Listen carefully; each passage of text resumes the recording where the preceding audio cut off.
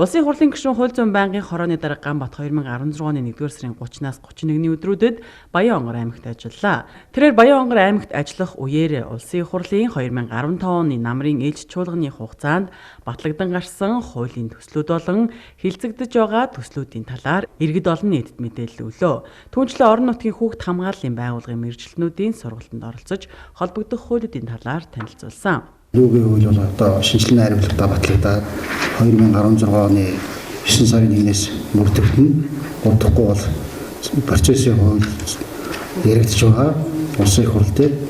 За энэ хууль гарснаар бол бас одоо хүүхдийг хамгаалсан, өөрөх гэр бүлийг батжуулсан ийм олон хуулийн чухал заалтууд орсон байгаа. Энийг мэдээж та бүхэн бол тэрийг одоо үзэж хараад цааш нь ингээд сурчлаа ярих хэрэгтэй үүрэгтэй юм судаа. Хүүхдийг бол одоо тусдын ялгаж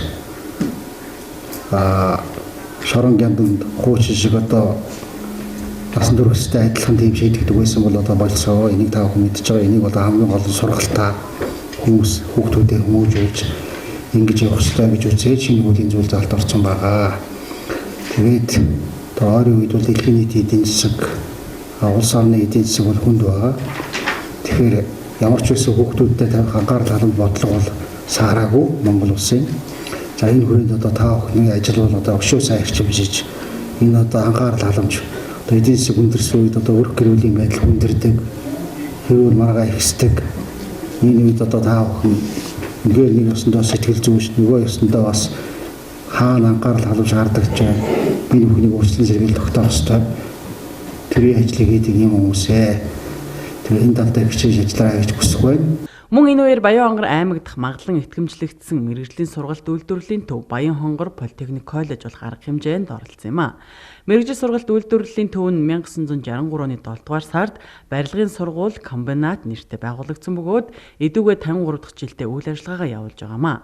Тус төв нь эсгийн урлал үйлдвэрлэлийн технологич, захилгааны тоног төхөөрөмжийн үйлчилгээний ажилтан, барилгын өргөн мэргэжил, барилгын засал чимэглэл, сантехникч, үс засах урлалын ажилтан, барилгын өргөн мэргэжил, барилгын засал чимэглэл, сантехникч, үс засах урлалын технологич, мужаан, ойдл эсхүр зэрэг 14 төрлийн нарийн мэргэжлэр сургалт явуулдаг байна.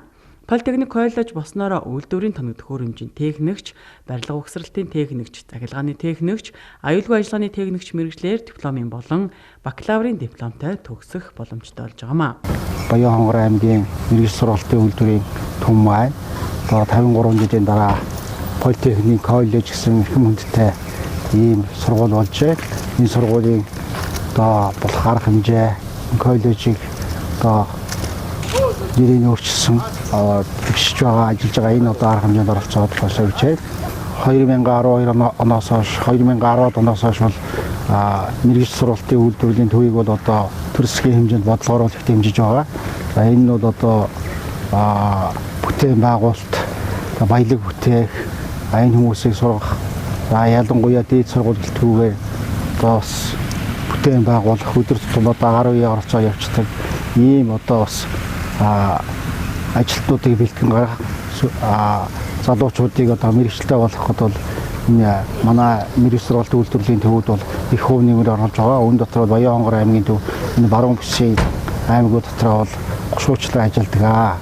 Баян-Хонгор Политехник коллеж маань баруун бүсэд бол 4 Политехник коллеж, хангаа бүсэд бол анх дахь Политехник коллеж болж байгаа.